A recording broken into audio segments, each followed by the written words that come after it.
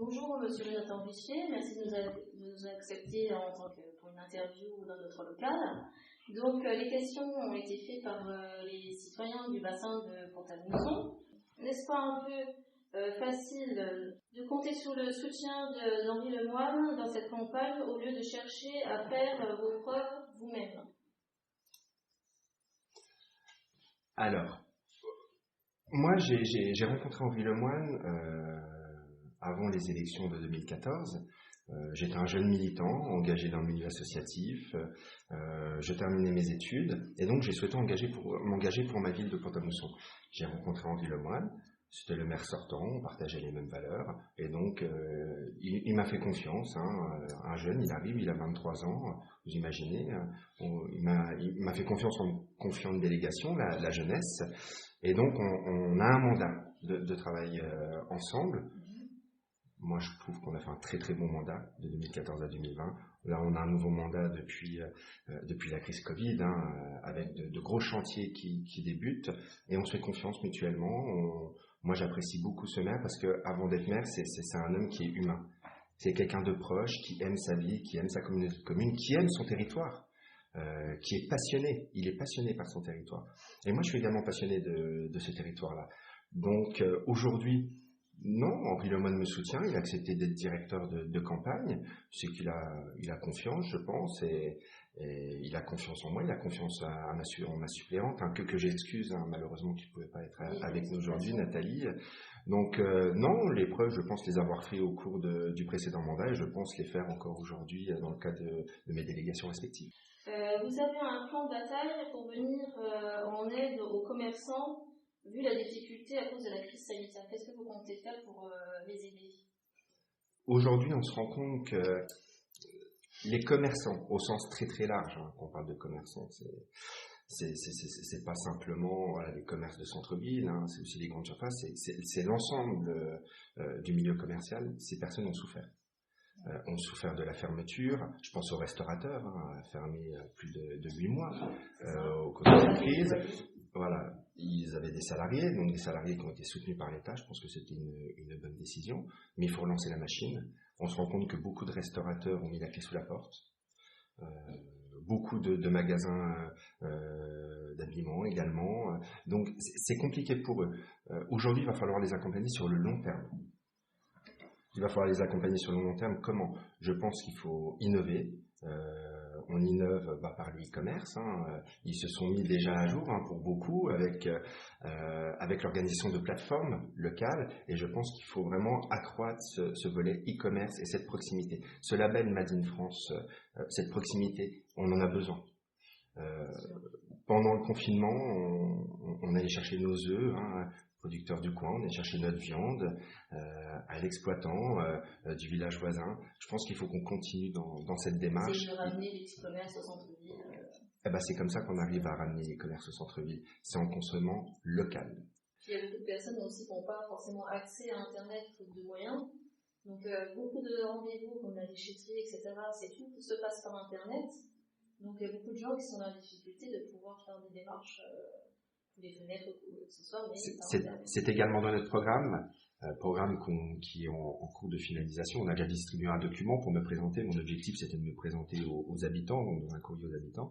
Là, on finalise notre programme. Et ça, c'est un point aussi majeur. C'est l'une des priorités quand on abordait tout à l'heure les priorités. Le numérique, l'accessibilité au numérique. Aujourd'hui, on ne peut pas dire aux gens qui ne maîtrisent pas les outils. Et attention, bien sûr, on parle des personnes âgées, mais il n'y a pas que les personnes âgées qui sont loin du numérique. Donc, il faut dire à ces personnes qu'elles ne sont pas exclues et arrêter de mettre en place des procédures obligatoires par Internet. Aujourd'hui, il faut qu'on arrive à mettre en place un système, un double système de, oui, pour la personne qui souhaite engager une procédure, elle peut le faire de manière dématérialisée, ce que je fais à titre personnel, parce que je suis à l'aise avec les outils, mais il faut avoir la possibilité, par exemple, comme la déclaration de l'impôt sur le revenu. Aujourd'hui, l'impôt sur le revenu, je trouve inadmissible que ça devienne 100% par Internet. Donc, il faut qu'on puisse avoir des guichets. Quand j'entends souvent en France dire qu'il y a des guichets des finances publiques qui ferment, non, il faut qu'on garde cette proximité. On a besoin de cette proximité. Et on a perdu cette proximité par une hypercentralisation des décisions, une hypercentralisation à Paris, centralisation vraiment dans les grandes métropoles. Par contre, on a délaissé complètement les territoires ruraux, non métropolitains. Alors, quand je dis ruraux, même des territoires comme Pont-à-Mousson, aujourd'hui, on doit remettre de la proximité. C'est vraiment le mot d'ordre, proximité dans les procédures administratives. On doit pouvoir accueillir tous les citoyens, les renseigner. Alors, le gouvernement a mis en place des maisons France Service. C'est une super bonne idée. Sauf qu'aujourd'hui, une maison France Service, elle ne peut pas vous renseigner sur tout. Aujourd'hui, on vous dit, oui, vous voulez un renseignement, pas la rénovation énergétique. Vous allez voir en maison France Service. Moi, je me mets à la place des agents qui travaillent dans ces maisons France Service. Ils ne peuvent pas tout maîtriser. Donc, on a besoin aussi de personnaliser les demandes.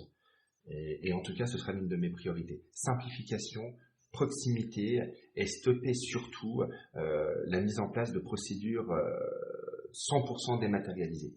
On ne peut pas, en faisant ça, on laisse de côté les habitants.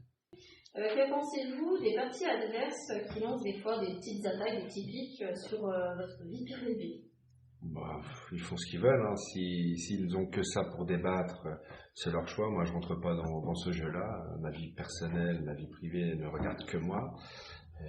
Moi, je trouve ça petit, mais malheureusement, ce sont les aléas de la vie publique. Hein. Vous avez des personnes qui ne veulent pas débattre, qui peuvent être haineuses. Je sais pas pour quelle raison, mais voilà. Moi, je rentre pas dans ce débat-là. C'est inutile, mais malheureusement. C'est le quotidien de toutes les personnes qui s'engagent dans la vie publique depuis des siècles et des siècles. Si M. Macron gagne la présidentielle, souhaiteriez-vous travailler sous sa majorité ou pour servir au mieux vos idées?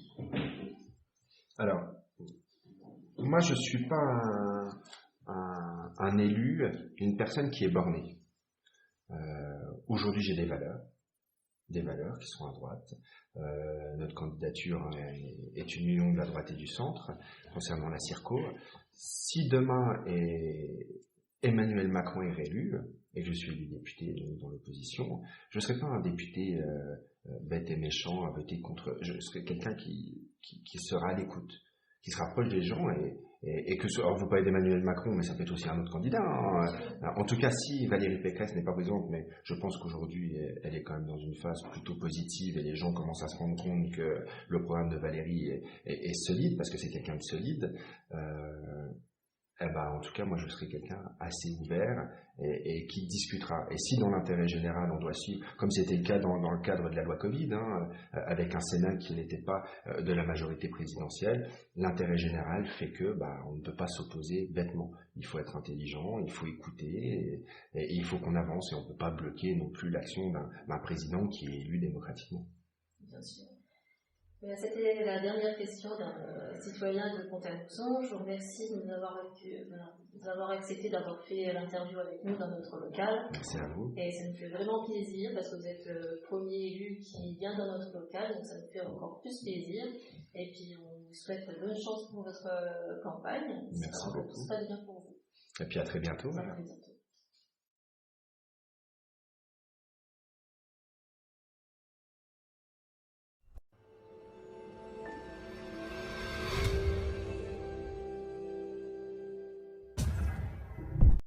Non, que elle. Non, que toi, donc je regarde que toi. Voilà. Donc tu allumes et tu feras le clap. C'est bon. C'est bon? Je suis bon et il fait le clap du début. Clap du début. Alors tape dans tes mains. Bon. J'ai rencontré Henri Lemoine, c'était le maire sortant, on partageait les mêmes valeurs. Et donc, il m'a fait confiance, un jeune, il arrive, il a 23 ans, vous imaginez. Il m'a fait confiance en me confiant une délégation, la jeunesse. Et donc, on a un mandat de travail ensemble. Moi, je trouve qu'on a fait un très très bon mandat, de 2014 à 2020. Là, on a un nouveau mandat depuis la crise Covid, avec de gros chantiers qui débutent. Et on se fait confiance mutuellement. Moi, j'apprécie beaucoup ce maire parce qu'avant d'être maire, c'est un homme qui est humain. C'est quelqu'un de proche, qui aime sa vie, qui aime sa communauté de communes, qui aime son territoire. Qui est passionné, il est passionné par son territoire. Et moi je suis également passionné de ce territoire-là. Donc aujourd'hui, non, Henri Lemoine nous soutient, il a accepté d'être directeur de campagne, c'est qu'il a confiance, je pense, et il a confiance en moi, il a confiance à ma suppléante, que j'excuse, malheureusement, qui ne pouvait pas être avec nous aujourd'hui, Nathalie. Donc non, les preuves, je pense les avoir fait au cours du précédent mandat, et je pense les faire encore aujourd'hui dans le cadre de mes délégations respectives. Ok, là c'était une question du parti adverse qu'on a rencontré sur le bassin de Pont-à-Mousson. Vous avez un plan de bataille pour venir en aide aux commerçants, vu la difficulté à cause de la crise sanitaire. Qu'est-ce que vous comptez faire pour les aider? Aujourd'hui, on se rend compte que les commerçants, au sens très très large, on parle de commerçants, c'est pas simplement les commerces de centre-ville, c'est aussi les grandes surfaces, c'est l'ensemble du milieu commercial. Ces personnes ont souffert. Ont souffert de la fermeture, je pense aux restaurateurs, fermés plus de 8 mois. C'est ça. Voilà, ils avaient des salariés, donc des salariés qui ont été soutenus par l'État, je pense que c'était une bonne décision, mais il faut lancer la machine. On se rend compte que beaucoup de restaurateurs ont mis la clé sous la porte, beaucoup de magasins d'habillement également, donc c'est compliqué pour eux. Aujourd'hui, il va falloir les accompagner sur le long terme. Il va falloir les accompagner sur le long terme. Comment? Je pense qu'il faut innover. On innove par le e-commerce. Ils se sont mis déjà à jour pour beaucoup avec l'organisation de plateformes locales. Et je pense qu'il faut vraiment accroître ce volet e-commerce et cette proximité. Ce label Made in France, cette proximité, on en a besoin. Pendant le confinement, on allait chercher nos œufs, producteurs du coin, on allait chercher notre viande à l'exploitant du village voisin. Je pense qu'il faut qu'on continue dans cette démarche. C'est de ramener des petits commerces au centre-ville. C'est comme ça qu'on arrive à ramener les commerces au centre-ville. C'est en consommant local. Ok.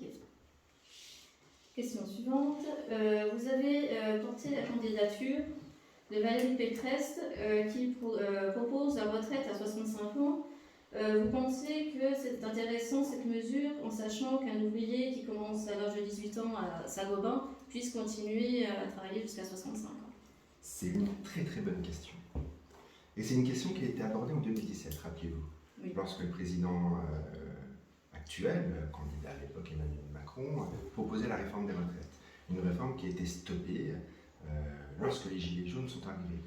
Aujourd'hui, on ne peut pas stopper des réformes parce qu'on a certaines crises dont la réponse doit être structurelle. On ne peut pas répondre par des chèques. On ne peut pas dire voilà, on vous met 100 € par-ci, allez, on calme tout le monde. Ça marche un temps. Ça marche un temps. Pour la retraite, bien évidemment, il est proposé une retraite à 65 ans. L'allongement de la vie fait qu'aujourd'hui, on vit beaucoup plus longtemps. Mais sera pris en considération également l'ensemble des carrières longues. Parce qu'aujourd'hui, quand vous commencez à travailler à 14 ans, quand vous commencez à travailler à 16 ans, à 18 ans, c'est pas la même chose que de commencer à travailler à la fin de ses études. Bien qu'il faut aussi prendre en compte ça. Parce qu'aujourd'hui, vous faites des études longues, vous avez un bac plus 3, un bac plus 5, un bac plus 8, on ne va pas parler des médecins, vous êtes un bac plus 10 bien supérieur. Il faut les prendre aussi en compte, ces personnes qui rentrent officiellement dans la vie active après plusieurs années d'études. Par contre, ce sont des personnes, pendant leurs études, comme moi, par exemple, quand j'étais à la faculté de droit, on a travaillé. Donc c'est des choses aussi qu'il faut prendre en considération. Et pour revenir sur votre question, bien évidemment, ce sera au cas par cas. On ne peut pas traiter de la même façon que j'ai la personne qui a 14 ans, la personne qui a travaillé toute sa carrière. Vous avez aussi des personnes qui ont travaillé de manière intermittente, des femmes qui ont décidé d'aider leurs enfants. Il faut également les accompagner, il faut les aider. Et pour moi, l'essentiel, c'est que les retraités vivent de leur retraite. Parce qu'aujourd'hui, j'entends au quotidien, quand on fait du porte-à-porte, qu'on rencontre les gens dans la rue, pas plus tard qu'avant-hier, quand j'étais à Panis-sur-Moselle, des personnes qui partent en retraite et qui touchent moins de 700 € par mois en ayant travaillé toute leur vie. Personnellement, je trouve ça scandaleux. Tout ça parce qu'il y a des taxes pour aider des personnes qui n'ont pas travaillé le long de leur vie. C'est pas une question de taxes. Il ne faut pas opposer les gens. Il ne faut pas les opposer. Il nous faut un minimum vital.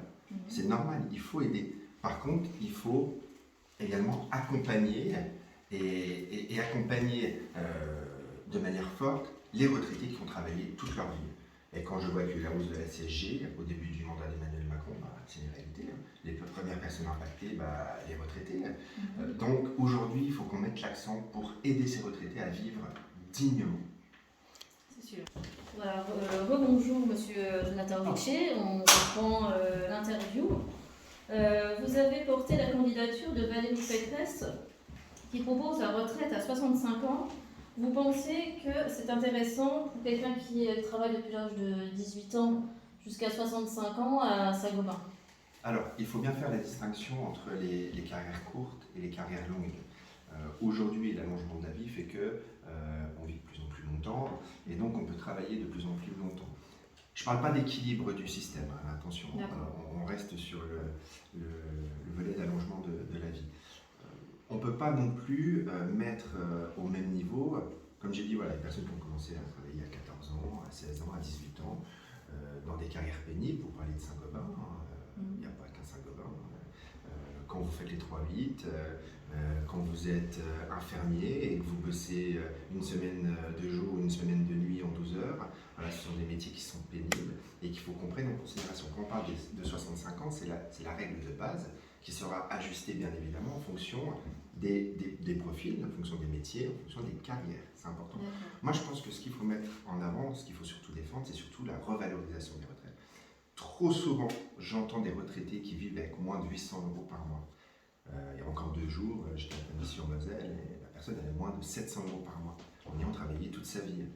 Je trouve que c'est un scandale, personnellement. Donc il faut qu'on revalorise ces retraites qui sont quasiment au même niveau que le minimum vieillesse. À prendre en compte, et j'en terminerai par là aussi, les carrières intermittentes.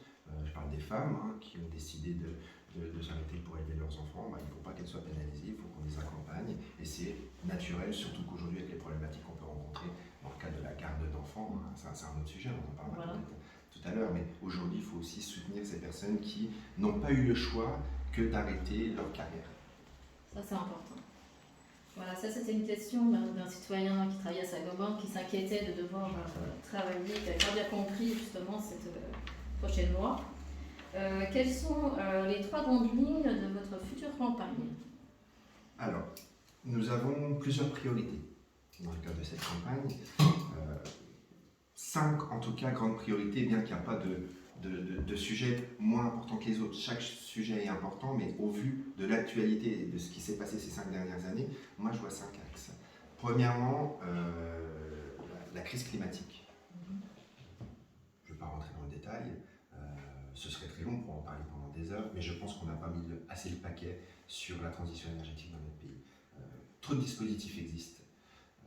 Aujourd'hui, si vous voulez rénover votre maison, on ne sait pas où aller. Est-ce qu'il faut aller à la Comcom? Il y a des guichets qui sont mis en place, on n'a pas de guichet unique. Alors on va nous dire que si, il y a des structures, notamment associatives, qui peuvent conseiller. Oui, ils conseillent, mais ils ne montent pas les dossiers. Donc aujourd'hui, il faut qu'on arrive à créer, à mon avis, dans le cadre de cette transition énergétique, une plateforme unique d'aide aux concitoyens et mettre le paquet financièrement. Plus de structure. Il faut que ce soit structuré, il faut simplifier les choses. Ça c'est un mot, on en parlera juste après, mais il faut simplifier les choses dans le cadre de la transition énergétique. Donc, isolation des bâtiments, c'est une chose. Transformation de nos modes de déplacement, c'est-à-dire, je ne dis pas aux gens d'arrêter de prendre leur véhicule, mais s'ils changent leur véhicule, peut-être partir sur une énergie autre qu'une énergie fossile, des énergies fossiles. On peut penser à l'électrique, on peut penser à l'électrique, il faut le produire aussi, ça c'est un autre sujet. Donc, quand on parle de créer 6 EPR, c'est ce que propose Valérie Pécresse. Donc aujourd'hui, il faut créer des EPR. Emmanuel Macron ne l'a pas fait pendant son mandat, il l'annonce en période électorale.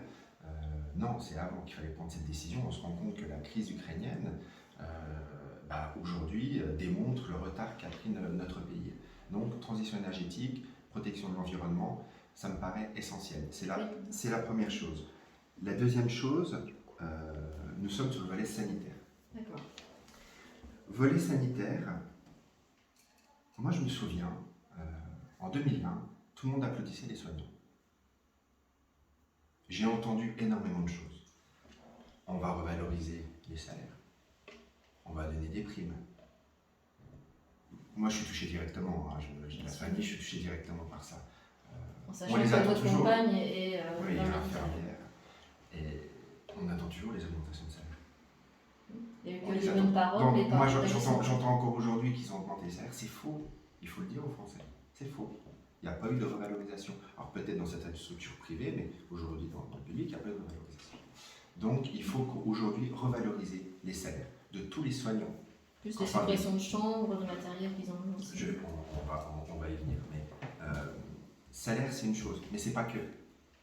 Moi, quand je discute avec le personnel soignant, que ce soit aides-soignants, infirmiers, médecins, spécialistes, j'entends le salaire, mais c'est pas la première chose que j'entends. Moi, j'entends la problématique des conditions de travail. Aujourd'hui, quand vous avez des soignants qui travaillent dans des locaux vétustes, où ils n'ont pas la possibilité de se doucher à la fin de leur service de 12 heures, qui est intense, hein, c'est physique. Hein. Quand vous êtes une femme, que vous pesez 50, 60 kilos et que vous devez porter des personnes comme moi, par exemple, aujourd'hui, c'est physique. Donc, des secteurs où il n'y a pas de vestiaire, des secteurs où il n'y a pas de possibilité de se restaurer. C'est ça la réalité. Donc avant tout, je pense qu'il faut qu'on mette en place un grand plan de rénovation de nos hôpitaux publics, de nos hôpitaux privés. Arrêtons d'opposer les gens. On oppose le public, le privé, on oppose l'hôpital et la ville. Non, tout le monde est complémentaire. Il faut qu'on arrive à créer une atmosphère paisible, une atmosphère sereine pour que tout le monde puisse travailler. Il n'y a pas de concurrence dans le médical. Ouais, Quand on parle de soigner les gens, il n'y a pas de concurrence. Au contraire, on va tous être main dans la main et quand on voit ce qu'on a vécu, on sait que ça peut se reproduire. Voilà, en sachant qu'au début, vous n'avez pas de matériel, pas de masque pour se protéger, etc. Mais n'en parlons pas. N'en parlons pas. Mais on pourra en parler pendant des heures. Voilà. Mais aujourd'hui, heureusement qu'on a eu des collectivités territoriales comme la région Grand Est, comme des initiatives privées, pour essayer de récupérer un maximum de masques pour nos soignants. Oui. Quand j'entendais ma compagne qui me disait qu'ils avaient des sacs poubelles dans certains services, mais vous vous rendez compte, pour se protéger, des sacs poubelles. On est quand même dans un pays en avance, où on met en avant dans le monde entier son système de santé, des sacs poubelles. Et surtout qu'après on a bien su, quand on disait on n'a pas besoin de masques pour se protéger, et qu'après ils ont dit on avait un stock mais ils n'étaient plus valables, qu'ils auraient pu donner ça aux soignants. C'est ça. Voilà. Alors, question suivante. Ah, vous m'avez dit mes priorités. Ah, allez-y. Excusez-moi, alors, non, troisième priorité, c'est l'emploi et le pouvoir d'achat, bien évidemment. Aujourd'hui, encore une fois, je suis un élu de terrain, je rencontre les gens, je rencontre les chefs d'entreprise. Systématiquement, j'entends les chefs d'entreprise me dire « nous n'arrivons pas à recruter ». C'est une réalité, ils n'arrivent pas à recruter. Et on parle, depuis le début que j'ai commencé cette campagne, si je prends vraiment cette période officielle, c'est par dizaines aujourd'hui qu'on pourrait recruter des personnes. Et j'entends officiellement le gouvernement dire qu'il n'y a jamais eu aussi peu de chômage. Parenthèse, rappelons que les chiffres du chômage sont toujours révisés à chaque mandat. C'est toujours le président révise un peu la définition de ce qu'est le chômage et puis ça nous permet ça leur permet de faire un ajustement. Et donc on ne peut pas comparer des périodes de chômage de mandat à mandat parce que de toute façon la définition change systématiquement. Donc il faut arrêter déjà ces postures politiciennes. Aujourd'hui, où est le problème si on n'arrive pas à recruter?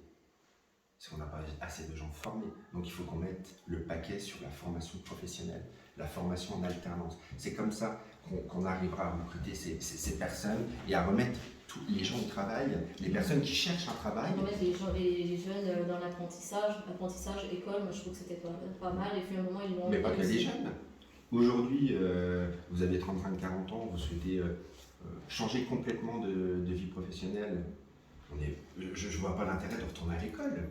Il y a un passé, il y a une expérience. Eh ben, je pense que l'expérience, on peut la mettre à profit dans les entreprises directement. Donc c'est comme ça, il faut qu'on arrête d'avoir une société où on juge les gens par son bac plus 20. Non, c'est pas ça qui fait la qualité de la personne. Ce qui fait la qualité de la personne, c'est ce qu'elle peut apporter à l'entreprise, sa façon de s'adapter, sa façon de travailler, des résultats. Et ça, c'est pas le diplôme qui vous le donne, c'est l'expérience. Tout à fait d'accord. Comment vous êtes venu à décider de vous présenter en tant que député? Alors, ce n'était pas un choix au départ, je le précise. Moi, quand j'ai commencé, j'ai toujours été passionné de la vie politique. Pourtant, je n'ai pas une famille d'élus, j'ai Donc depuis tout gosse, je parle politique, je suis passionné par ce domaine-là. C'est pour ça que j'ai rencontré Henri Lemoine en 2014, je l'ai lu tout à l'heure. 2020, je suis vice-président de la communauté de communes. On a eu une élection régionale, j'étais sur la liste de Jean Rotner, en fin de liste, en position non éligible. Donc on a gagné. Et suite à cette élection, j'ai été approché par plusieurs personnes qui prendront la parole dans les mois qui viennent. Bon, je ne vais pas les citer aujourd'hui, mais ils vous en parleront eux-mêmes prochainement. Voilà, qui ont commencé à me dire Jonathan, ce serait intéressant que tu puisses te présenter. Et donc de là, il y a une réflexion personnelle, parce que quand vous vous lancez dans une campagne législative, c'est un engagement à 100%, même je dirais à 200%. C'est beaucoup de votre temps libre, que ce soit sur le professionnel comme le personnel. Exactement. En fait, vous mettez de côté votre temps libre et vous mettez de côté aussi un peu la vie personnelle. Donc c'est un choix qui était mûrement discuté avec ma compagne, avec ma famille. Et je ne suis pas parti tout seul, je n'ai pas fait le choix seul, c'est un choix que j'ai fait de manière collective, avec mes proches, la famille, avec mes amis, parce que quand vous partez sur une législative, c'est 108 communes ici, 125 000 habitants. Donc vous ne partez pas pour une élection, une petite élection, il y a énormément de travail à faire, c'est du terrain, mais pas seul, avec une équipe derrière, parce que quand vous allez boîter 60 000 documents, moi je ne conçois pas qu'on passe par une entreprise extérieure. C'est ce qui va se passer dans la campagne. Énormément de candidats vont passer par des sociétés et vont sous-traiter pour distribuer. Moi, je refuse ça. Je refuse. Donc, il fallait aussi aller chercher ces militants. Et quand j'ai créé cette petite dynamique, ce groupe de proches et de militants, que j'ai vu que ça tenait la route et qu'ils avaient confiance en moi, ce que je pouvais proposer, dans ce cas-là, voilà, j'ai accepté de me présenter. C'est important de se sentir soutenu derrière et d'avoir de l'appui derrière. Que ce soit du côté personnel ou professionnel. Il y a, quand vous partez dans une législative, il y a une personne qui est élue, le député. Sauf que derrière, moi ce que je reproche, c'est que bien souvent, vous avez des parlementaires qui sont élus, après ils vont à Paris. C'était le cas pour la 6e Circo, et vous n'avez plus personne pendant un mandat. Non, moi je veux que ce soit du collectif. Je veux que toutes les personnes qui m'accompagnent, quand elles sont présentes sur le marché, quand elles vont faire du porte-à-porte au quotidien, là pendant qu'on discute, j'ai des équipes qui font du porte-à-porte, ce sont des relais. Aujourd'hui, ce sont des personnes qui parlent en mon nom et qui me remontent toutes les questions que peuvent avoir les citoyens. Donc Jonathan, il n'est pas seul. Jonathan Richer, il y a une équipe, il y a une suppléante, Nathalie Jourdan, qui est du côté du Jarnisy. Il y a un mandataire financier qui est le maire de Clémery, Jean-Claude Grasser. Et bien sûr, il y a des militants, un comité de soutien. Et toutes ces personnes portent vraiment nos couleurs et notre programme. Ils font un noyau solide autour de vous. C'est ça. Voilà. Quel serait votre premier projet pour améliorer la Meurthe-et-Moselle quand vous serez élu? Alors, la première chose vraiment qui me vient en tête aujourd'hui, c'est la simplification. Il faut qu'on simplifie les procédures administratives. Il faut qu'on détechnocratise notre pays. Vous voulez changer une fenêtre, complet à remplir. Il faut l'accord de l'architecte des bâtiments de France, si vous êtes dans la VAP, il faut que ce soit conforme. Aujourd'hui, on rentre dans un système où tout est compliqué. Pour la moindre chose, c'est compliqué. Donc moi, l'une des premières choses que je prendrai en main pour les habitants de notre circonscription de la Meurthe-et-Moselle et pour les Français, tout simplement, c'est un gros choc, c'est pas très beau le terme gros, hein, mais un véritable choc de simplification. Il faut simplifier les procédures administratives de notre pays. Puis il y a beaucoup de personnes aussi qui n'ont pas forcément accès à Internet faute de moyens. Donc beaucoup de rendez-vous comme la déchetterie, etc., tout se passe par Internet. Donc il y a beaucoup de gens qui sont dans la difficulté de pouvoir faire des démarches pour les fenêtres ou quoi que ce soit, mais par Internet. C'est également dans notre programme qui est en cours de finalisation. On a déjà distribué un document pour me présenter. Mon objectif, c'était de me présenter aux habitants, donc dans un courrier aux habitants. Là, on finalise notre programme. Et ça, c'est un point aussi majeur. C'est l'une des priorités, quand on abordait tout à l'heure les priorités, le numérique, l'accessibilité au numérique. Aujourd'hui, on ne peut pas dire aux gens qui ne maîtrisent pas les outils. Et attention, bien sûr, on parle des personnes âgées, mais il n'y a pas que les personnes âgées qui sont loin du numérique. Donc, il faut dire à ces personnes qu'elles ne sont pas exclues et arrêter de mettre en place des procédures obligatoires par Internet. Aujourd'hui, il faut qu'on arrive à mettre en place un système, un double système de oui, pour la personne qui souhaite engager une procédure, elle peut le faire de manière dématérialisée, ce que je fais à titre personnel, parce que je suis à l'aise avec les outils, mais il faut avoir la possibilité, par exemple, comme la déclaration de l'impôt sur le revenu. Aujourd'hui, l'impôt sur le revenu, je trouve inadmissible que ça devienne 100% par Internet. Donc, il faut qu'on puisse avoir des guichets. Quand j'entends souvent en France dire qu'il y a des guichets des finances publiques qui ferment, non, il faut qu'on garde cette proximité. On a besoin de cette proximité.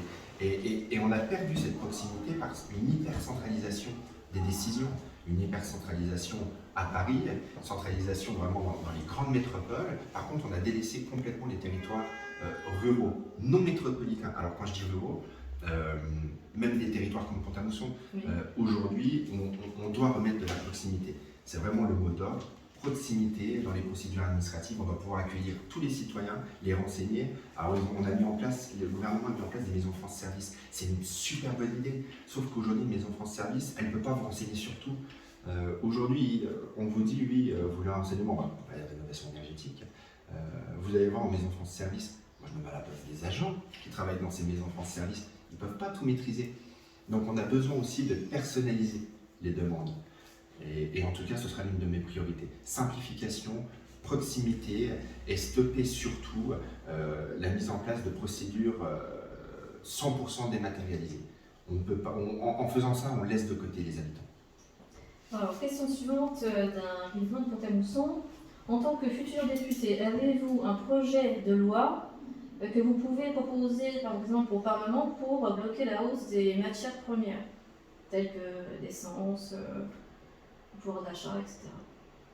C'est une réflexion qui est en cours aujourd'hui concernant les matières premières. Ça existait avant, dans les années 70, hein, il y avait certaines matières qui étaient bloquées à l'époque. Aujourd'hui, dans une situation dans laquelle on est, avec l'envolée des prix du gasoil, quand on voit le gasoil à 2,20, 2,30, 2,40, vous imaginez, vous allez travailler, vous mettez un plein, alors qu'il y a quelques mois, on était à 1,20, 1,30, là aujourd'hui, ça a pris 1 €. On double le tarif du plein. Donc, je pense que dans ce type de situation, sans pour autant bloquer les tarifs, ça peut être une solution, hein, mais sans pour autant les bloquer, quand on se rend compte que le prix du gasoil, on a plus de 60% de taxes dessus, et ben l'État, il doit faire un geste. Il doit faire un geste et il doit baisser ses taxes sur ce tarif. C'est la seule solution pour relancer l'économie. Parce qu'aujourd'hui, s'ils ne baissent pas les taxes, si les gens ne peuvent plus prendre leur véhicule pour aller travailler, ils se mettent au chômage et après vous êtes dans un cercle vicieux et voilà comment on payer ses fonds. Donc il y a des décisions à prendre, des décisions qui doivent être fortes, dans un temps limité. Mais comme je le dis, et l'essence, c'est un bon exemple, hein, vous en parlez, c'est de la taxe sur la taxe. Hein. Alors ça, c'est exceptionnel en France, c'est qu'aujourd'hui, il y a des taxes sur les taxes. Parce que vous avez des taxes sur les produits pétroliers, et vous avez après la TVA. Mais on marche sur la tête. Taxe sur taxe. Aujourd'hui, quand vous avez un salaire, quand on prend les impôts les uns après les autres, pour les personnes qui paient l'impôt, vous êtes à plus de 50% bien souvent. C'est pas normal. Aujourd'hui, ça n'invite pas, ça n'incite pas les gens à viser plus haut, à évoluer, parce que quand vous savez qu'aujourd'hui, si vous augmentez votre chiffre d'affaires ou votre revenu, eh ben, on va vous prendre le temps, ça démotive un petit peu. Donc, rationalisons les choses. Et on a même eu des gens qu'on a parlé sur Pont-à-Mousson qui ont dû démissionner de leur travail parce qu'ils avaient, mettons, 30 km aller-retour tous les jours, et à cause de la hausse, ils ne pouvaient pas suivre quand ils allaient travailler pour le plein d'essence. C'est exactement ça. Vous avez tout résumé. Et c'est surtout le cas des personnes qui sont à temps partiel. Vous êtes à temps partiel, vous prenez votre véhicule pour aller travailler 3 jours par semaine. Faites le calcul. Hein. Si vous faites un aller-retour, si vous travaillez à 40-50 km de chez vous, votre salaire, vous le mettez dans le plein d'essence. Et ça, c'est la réalité des citoyens. Alors, il y a des personnes qui vont vous dire, ils ont qu'à prendre le bus ou le train. Mais il ne faut pas croire, hein. Il n'y a pas des gares dans toutes les communes et il n'y a pas des arrêts de bus partout. Alors si vous avez des arrêts de bus, dans tout ça, vous pouvez avoir des arrêts de bus. Mais vous vous rendez compte, si pour faire 50 km, vous prenez un train et un bus, ou alors 2 bus ou 3 bus, c'est inconcevable. On ne peut pas dire à une personne, aujourd'hui, qui habite à Pont-à-Mousson, qui va être, je ne sais pas, dans le Saône-et-Loire, ou c'est l'exemple que j'ai en tête, vous allez prendre 3 bus et puis vous allez mettre 1h30 pour y aller. Non, c'est pas possible. Donc il faut qu'on agisse rapidement sur le prix de ces matières premières. Mais en parallèle, il faut aussi qu'on agisse dans cette transition énergétique qui n'a pas été réalisé ces 10 dernières années, et développer des moyens, des modes alternatifs d'utilisation aux énergies fossiles. C'est moins cher. Et moins cher, bien évidemment. Ouais, c'est ça. Quel projet avez-vous pour les bornes électriques, pour les voitures en fait, électriques, pour les gens qui sont dans les petits villages? Admettons, on a une personne âgée qui nous a posé cette question, qui habite sur Thiaucourt et qui voudrait s'acheter une voiture électrique mais qui n'a pas de borne pour recharger sa voiture. Alors, Thiaucourt, qui n'est pas dans la circonscription, mais ça concerne tout le monde. Bon, voilà, aujourd'hui, par exemple, à la ville de Pont-à-Mousson, dans les prochaines semaines, on va installer 11 bornes pour les véhicules électriques. 11 bornes. L'objectif, c'est d'inciter les gens à transformer, à changer leur véhicule thermique pour un véhicule électrique. Donc il faut accompagner l'installation de bornes. C'est le cas aujourd'hui, hein. L'État accompagne, la région Grand Est accompagne énormément dans le cadre du dispositif Climaction. C'est Philippe Richard et Jean Rotner qui ont mis ça en place. Mais il faut surtout penser à comment on va produire l'électricité de demain. Parce que lui, on installe les bornes. Pas de problème, hein. On peut en installer des millions des bornes. Hein. Mais l'électricité, il faut bien la chercher quelque part. Donc on revient au sujet de l'indépendance énergétique de notre pays. Comment on arrive aujourd'hui à produire cette électricité nécessaire à l'utilisation de ces bornes. Les énergies renouvelables. C'est ça, photovoltaïque, agrivoltaïque, éolien, méta. Donc tous ces éléments-là, il faut vraiment qu'on travaille, mais rapidement. Il faut prendre des décisions rapidement. Donc pour revenir sur les bornes, oui, il faut un grand plan d'installation de bornes électriques pour inciter les gens à acheter des véhicules électriques. Mais n'oublions pas une chose, c'est que quand j'entends encore ce matin qu'on invite les Français à réduire leur consommation énergétique pour l'hiver prochain, dans un an, oui. Imaginez si vous apportez 10% en plus de véhicules électriques aujourd'hui. Eh ben, on ne pourra pas les recharger. On n'aura pas les moyens. Les fonds énergétiques pour...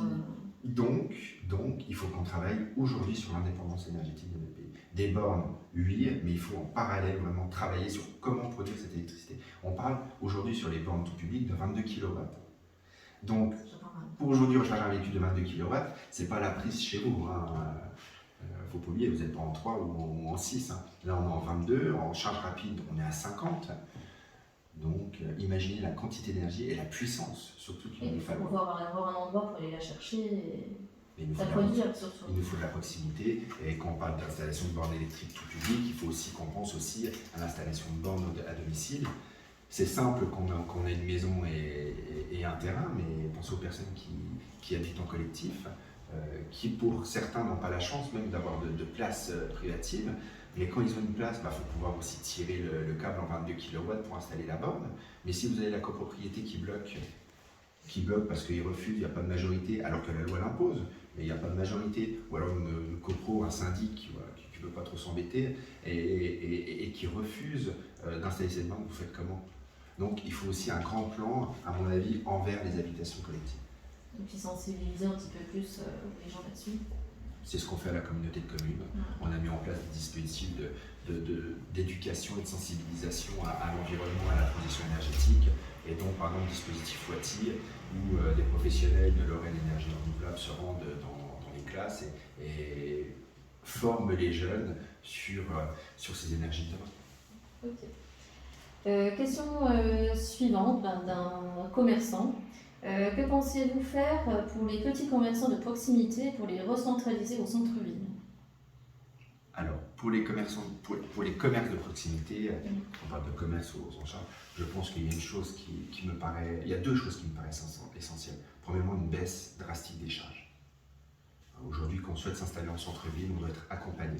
Parce que c'est, pour certains, un risque. C'est tellement plus simple aujourd'hui de se mettre dans une galerie commerciale, dans une grande zone, avec des passages par dizaines de milliers sur un samedi. Donc aujourd'hui, il faut qu'on les accompagne par une baisse drastique des charges, qu'on les accompagne dans leur installation. Parce que quand vous souhaitez vous installer dans un centre-ville, oui, mais comment trouver le local, qui peut nous accompagner, les démarches. Donc, par exemple, avec le manager de centre-ville à Pont-à-Mousson, voilà, c'est ce type de personne qui est utile et qui peut accompagner ces commerçants qui souhaitent s'installer. Troisième point aussi, c'est ce que je disais sur les procédures administratives, je le disais tout à l'heure, c'est aussi simplifier les choses. Ils veulent installer un commerce. Alors bien sûr, c'est un commerce de bouche, il des contraintes sanitaires, hein, on ne peut pas laisser, et je voyais encore un reportage là récemment sur les dérives de certaines boucheries, voilà, il faut qu'il y ait des contrôles, mais ne jetons pas l'opprobre sur le commerçant. Aujourd'hui, il faut faire confiance. Il y a un manque de confiance. Pourquoi on a toutes ces procédures administratives? Parce qu'on est rentré dans une philosophie non plus de la confiance, mais de la crainte. On a peur, on ne fait plus confiance aux gens. C'est vraiment le terme, à mon avis, qu'il faut vraiment... Il faut faire confiance. Il y en a beaucoup aussi qui ont peur de se lancer parce qu'ils n'ont pas assez d'accompagnement derrière. Mais exactement. Donc, c'est pour ça, pour les accompagner, un manager de centre-ville, ça aide énormément. Et je le répète, c'est vraiment un terme qu'il faut mettre dans la tête, à mon avis, des Français, c'est faisons confiance. C'est ça, c'est le plus important. C'est le plus simple. Voilà, une petite pause. Voilà, on reprend l'interview avec Jonathan Richer. Que pensez-vous des partis adverses qui lancent des fois des petites attaques, des petits pics sur votre vie privée? Ils font ce qu'ils veulent, hein. S'ils n'ont que ça pour débattre, c'est leur choix. Moi, je ne rentre pas dans ce jeu-là. Ma vie personnelle, ma vie privée ne regarde que moi. Moi, je trouve ça petit. Mais malheureusement, ce sont les aléas de la vie publique. Hein. Vous avez des personnes qui ne veulent pas débattre, qui peuvent être haineuses, je ne sais pas pour quelle raison, mais voilà, moi je ne rentre pas dans ce débat-là, c'est inutile, mais malheureusement, c'est le quotidien de toutes les personnes qui s'engagent dans la vie publique depuis des siècles et des siècles. Ok. Donc, question suivante. Que pensez-vous faire au niveau de la déchetterie de Pont-à-Mousson pour les horaires et les prises de rendez-vous par Internet, car il y a beaucoup de personnes qui n'ont pas les moyens d'avoir Internet. Ça, c'est une question de personnes d'un certain âge de Pont-à-Mousson. Alors, nous ne sommes pas dans le cadre des législatives pour ce type de questions, mais je vais vous répondre sans aucun problème. Bon, il y a un système qui a été mis en place au niveau de la communauté de communes, un système sur rendez-vous. C'est un système qui, à mon sens, était nécessaire dans le cadre de la crise Covid, hein, pour éviter qu'il y ait énormément de monde qui se rencontre lors de l'arrivée à la déchetterie. C'est un système qui perdure aujourd'hui. Il y a eu un choix de la part du conseil communautaire de maintenir ce système. Personnellement, j'ai voté contre, tout simplement parce que quotidiennement, en tant qu'élu à la ville de Pont-à-Mousson, je constate une augmentation des dépôts sauvages et je constate, comme vous le dites, que des personnes qui ne sont pas à l'aise avec l'informatique n'arrivent pas à prendre rendez-vous. Et parfois ont du mal à contacter les personnes à la Comcom. Pourquoi? Parce qu'en fait, ce sont des agents qui reçoivent énormément d'appels, qui travaillent. Donc c'est tout à fait normal qu'on ne puisse pas répondre à tous les appels. C'est naturel, hein, dans n'importe quel milieu. Donc il y a une petite difficulté. Je pense qu'on aurait pu partir sur un système mixte. En tout cas, ça a été le choix qui a été fait par le conseil communautaire. Je le respecte, une majorité, et continue comme ça. Mais c'est certain que si le débat est relancé prochainement, je défendrai toujours cette position de permettre au moins, je pense le plus juste, ce serait d'avoir un système mixte. De garder au moins certaines demi-journées en semaine ouvert à tous et garder aussi ce système sur rendez-vous qui paraît aussi, parce que les retours qu'on a sur les personnes qui utilisent ce système-là, les personnes sont satisfaites. Parce qu'ils savent qu'ils arrivent, ils n'attendent pas, ils rentrent en déchetterie, ils déposent leurs déchets, ils repartent. Donc nous avons il n'y a pas de meilleure solution. C'est pour ça qu'à mon avis, un système mixte, comme je l'ai dit, serait le plus juste. Une après-midi ou deux. Pourquoi pas? Pour les gens. Pourquoi pas? Question suivante. Que pensez-vous faire pour la retraite et l'inflation que les personnes subissent pour la retraite? Alors, concernant le sujet des retraites, on en a parlé tout à l'heure. Moi, je pense qu'il faut revaloriser aujourd'hui l'ensemble des retraites. On ne peut pas vivre avec moins de 1 000 euros par mois. Je le disais tout à l'heure, j'entends moins de 800 euros, moins de 700 euros, des personnes qui ont travaillé toute leur vie, qui sont aujourd'hui en incapacité pour certains partiels. Donc il faut qu'on revalorise. C'est à mon avis, une des premières choses qu'on doit faire dans le cadre du prochain mandat, et revaloriser toutes les retraites, pas certaines, toutes les retraites. C'est essentiel. On doit avoir une différence de niveau entre le minimum vieillesse et la personne qui a travaillé toute sa carrière. On ne peut pas travailler à 1 500 € net par mois tout au long de sa vie et puis se retrouver à 700 €, 800 € avec des personnes qui peut-être n'ont pas eu les moyens d'acheter leur maison. Il y a des aléas de la vie et ces personnes-là, vous vous retrouvez avec 800 € par mois, vous avez un loyer à payer, comment vous faites? Et si des personnes qui ne gagnent pas assez, qui vont au resto du cœur parce que... Exactement, ou des personnes aussi qui sont propriétaires, qui ont un appartement, qu'une petite maison, des maisons, il y a 20, 30 ans, ce n'était pas du tout le tarif de l'immobilier d'aujourd'hui, parce que l'immobilier est en train de partir dans tous les sens aujourd'hui. Le marché s'affole, mais s'affole avec des prix qui deviennent démentiels. Et on se rend compte que les retraités aujourd'hui vendent leur maison parce qu'ils n'ont plus les moyens de l'entretenir avec leur retraite. Moi, je ne trouve pas normal qu'une vie de travail, de labeur, se termine par la vente de sa maison qu'on a construite, qu'on a rénovée, parce qu'on ne peut plus l'entretenir financièrement. Voilà. Donc, question suivante. Un petit souci technique.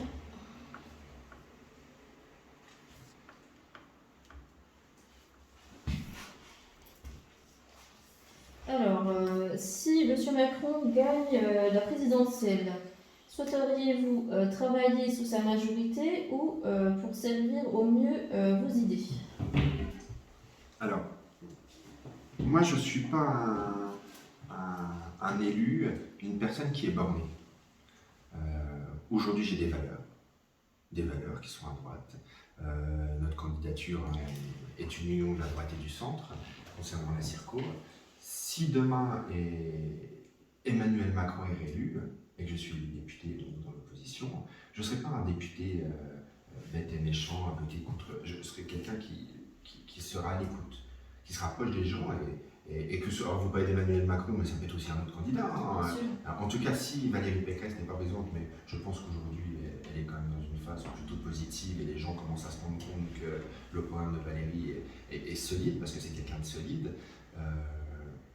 En tout cas, moi je serai quelqu'un assez ouvert et qui discutera. Et si dans l'intérêt général on doit suivre, comme c'était le cas dans le cadre de la loi Covid, avec un Sénat qui n'était pas de la majorité présidentielle, l'intérêt général fait que on ne peut pas s'opposer bêtement. Il faut être intelligent, il faut écouter et il faut qu'on avance et on ne peut pas bloquer non plus l'action d'un président qui est élu démocratiquement. Bien sûr. C'était la dernière question d'un citoyen de Pont-à-Mousson. Je vous remercie de nous avoir accepté d'avoir fait l'interview avec nous dans notre local. Et ça nous fait vraiment plaisir parce que vous êtes le premier élu qui vient dans notre local, donc ça nous fait encore plus plaisir. Et puis on vous souhaite bonne chance pour votre campagne. J'espère que tout se passe bien pour vous. Et puis à très bientôt. À très bientôt.